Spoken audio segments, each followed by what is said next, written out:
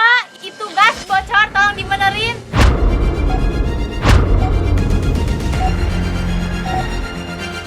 Itu kan, mana? Ada. Reni lagi nyalain tungku gitu kan. Kata dia teh iya. Nah, selang beberapa detik langsung si api itu menyambar gitu.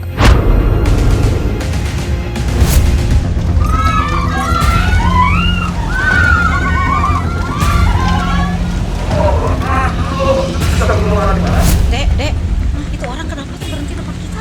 Mah, apa tuh ya, Mah? Aduh. Jamret.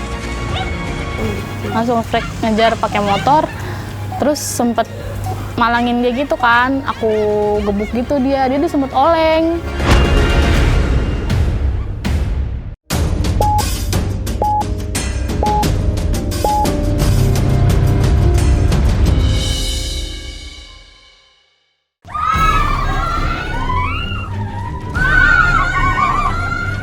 Lolos dari maut.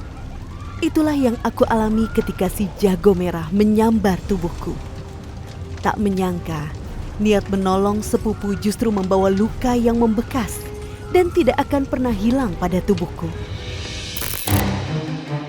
31 Oktober 2019 jam 11 siang.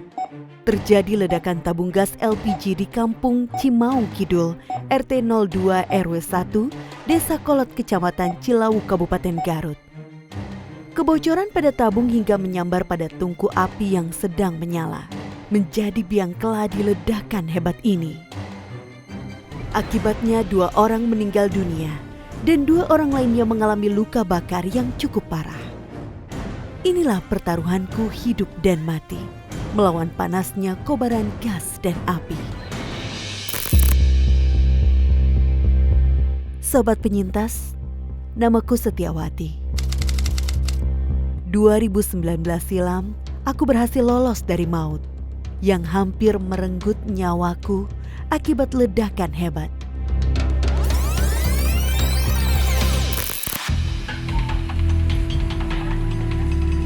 Siang itu, bersama keluarga, aku bergotong royong mencoba memperbaiki kerusakan yang ada di rumah kami.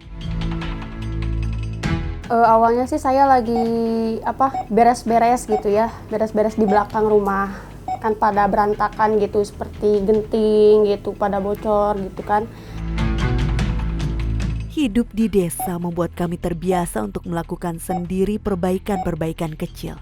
Wak, itu gas bocor, tolong dibenerin. Namun tiba-tiba terdengar suara sepupuku memanggil dari arah samping rumah. Apa yang terjadi? Jangan-jangan Kan bapak saya kaget gitu kan, langsung bapak saya bergegas lari gitu ke si TKP tersebut gitu kan. Itu kan yang bau gas. bagian kompor, selang, dan tabung langsung satu persatu diperiksa oleh bapak. Namun, kekhawatiranku benar-benar terjadi. Tabung gas yang seharusnya digunakan sepupuku untuk memasak bocor.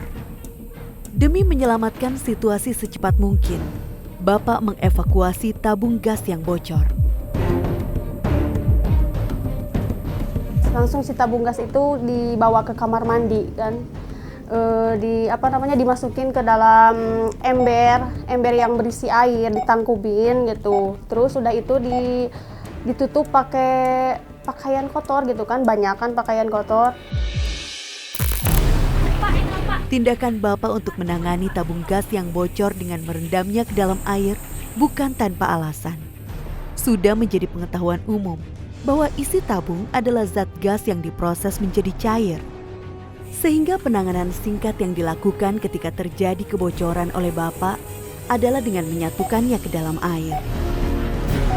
Dulu pernah gitu nolongin orang yang dekat sekontrakan sama bapak, tolong ini bocor. Terus ditolongin sama bapak, dimasukin ke air, aman, nggak apa-apa dan nggak ada api. Kalau bapak tahu mah ada api di dalam juga nggak mau. Kadang-kadang bapak gitu dibawa, nggak mau diselamatin di rumah. Meski tabung yang bocor sudah berhasil diamankan oleh bapak, yang terjadi selanjutnya benar-benar di luar dugaan kami semua. Ibuku membuka pintu dapur, sehingga udara panas dan juga tungku api yang sedang menyala seketika membuat gas yang keluar dari tabung langsung menyambar. Api dari ledakan langsung menyerang aku, bapak, ibu, dan Reni. Selang beberapa detik, langsung si api itu menyambar gitu kan ke saya, termasuk ke ibu saya, ke Reni gitu kan, termasuk ke bapak saya juga yang ada di kamar mandi. Dalam kondisi kaget dan syok, aku berusaha untuk bangkit menyelamatkan diri. Ya Allah, tolong selamatkan aku. Bahkan si api tersebut ada di depan mata gitu, kerasa banget panasnya, gimananya gitu, kebakarnya gitu kan. Udah itu kan semua orang teriak gitu kan, tolong panas. Sambil menahan rasa panas di tubuh ini, aku, ibu, dan Reni berlari mencari sumber air di sekitaran rumah. Kan si mama sama aku sama Reni teh masuk kan ke dalam bak yang berisi air gitu kan. Saking panasnya gitu, saking api gitu kan, dalam baju nempel gitu kan, bahkan baju pun habis.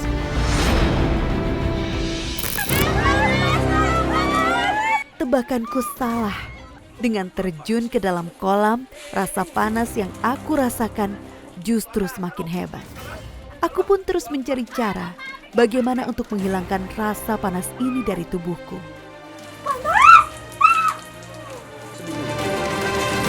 Dari kolam teh aku kan langsung ke atas gitu, pindah langsung ke depan rumah gitu kan ada air PDAM langsung dibercucurin gitu kan. Langsung nggak lama kemudian setelah kita udah pakai air gitu kan, angkot datang gitu, kita langsung dilarikan ke puskesmas.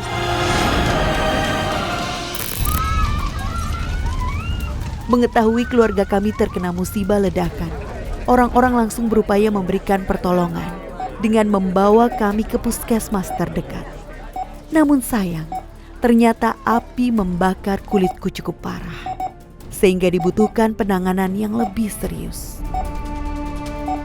Si dokter, si perawat nggak sanggup gitu. Karena apa? Karena keadaan gitu kita itu nggak memungkinkan gitu kan, parah banget gitu. Udah itu kita dilariin ke rumah sakit. Derita luka akibat ledakan tabung gas ternyata begitu serius. Reni yang saat itu berada paling dekat dengan sumber api harus melawan rasa sakit hebat akibat terbakar. Reni kan keadaan parah banget gitu kan, wajahnya pun gosong, bahkan dari ujung rambut sampai ujung kaki semua diperban, sama kayak saya itu semuanya diperban.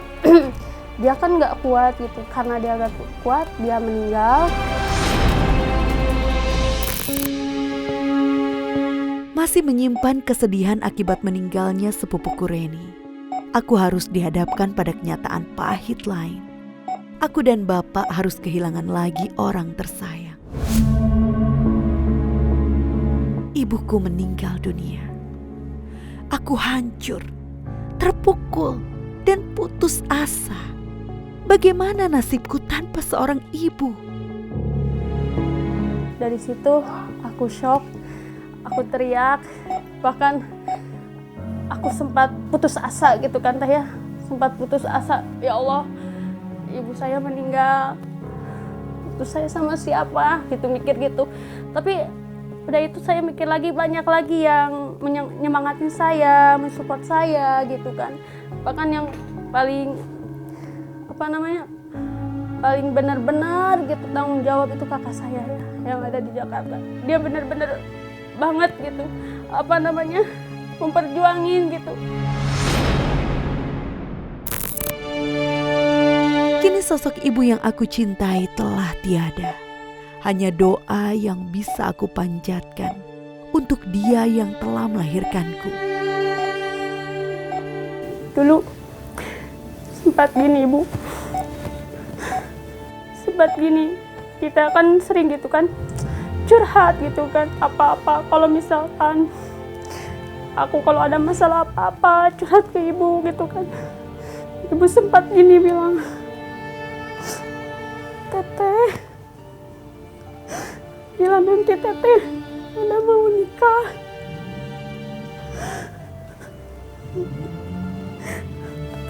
Teteh mau apa aja, mau hiasan mana aja, mama kabulin. Mau yang mahal, yang lebih mahal mama kabulin. Mama mau teteh pas nikah, mama ada. Terus mama mau kalau teteh udah nikah, mama teteh diam di sini aja gitu. Tak hanya luka hati akibat kehilangan ibu, orang yang paling dekat denganku. Hingga saat ini, memasuki 2 tahun setelah kejadian, tanda dari musibah ledakan tabung gas masih terlihat jelas dan nyata. Sisa luka bakar di kulit ini masih ada. Aku juga kadang nggak nyangka gitu, kok nasib aku gini gitu. Kenapa di umur yang, kan kalau misalkan umur 21 tahun kan orang-orang seumuran aku ada yang kerja lah, ada yang punya anak, kayak ada yang udah nikah gitu, punya aktivitas sendiri ya gitu. Kok aku gini gitu nasibnya, ya Allah. Mungkin karena rencana Tuhan kan nggak tahu gitu kan. Kita yang merencanakan, Allah yang menentukan kan. Aku juga nggak mau gitu dapat musibah kayak gini. Aku nggak mau ditinggal sama orang tua gitu. Tapi kan karena udah takdir, udah nasib aku kayak gini, ya udah nggak apa-apa. Karena apa? Karena banyak gitu yang lebih kurang dari aku gitu. Usai kejadian itu, kini aku terus belajar untuk menerima keadaan. Tak henti-hentinya aku berdoa dan memohon agar aku dan keluarga tetap diberi kesabaran dan ketabahan dengan peristiwa sedih yang menimpa keluarga kami. Aku masih bersyukur bisa melihat, bisa mendengar, bisa berbicara, bisa berkomunikasi sama orang-orang gitu kan. Intinya harus sering-sering bersyukur ya, walaupun sedikit kesalahan ada aku. Kuncinya ada di aku. Kalau misalkan aku sedih, aku terpuruk, otomatis orang tua, termasuk bapak, termasuk kakak, termasuk adik gitu, akan sedih gitu kan.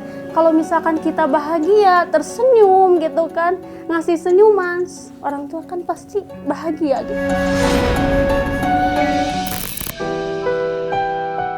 Meski lolos dari maut, kini aku masih harus berjuang mengandalkan tangan kananku yang masih bisa berfungsi normal. Alhamdulillah, sedikit demi sedikit aku masih bisa melakukan pekerjaan rumah tangga untuk mendukung keluarga. Sehari-hari sih pakai tangan sebelah kemampuan saya gitu. Karena kalau misalkan saya nggak gerak gitu kan, otomatis monoton kan. Ke saya juga kesal, kadang bosan gitu, mau apa-apa gimana gitu. Kalau misalkan saya nggak mandiri, terus mau siapa lagi gitu, mau sama siapa gitu kan. Setidaknya saya sedikitnya nggak nyusahin gitu, bisalah sedikit-sedikitnya.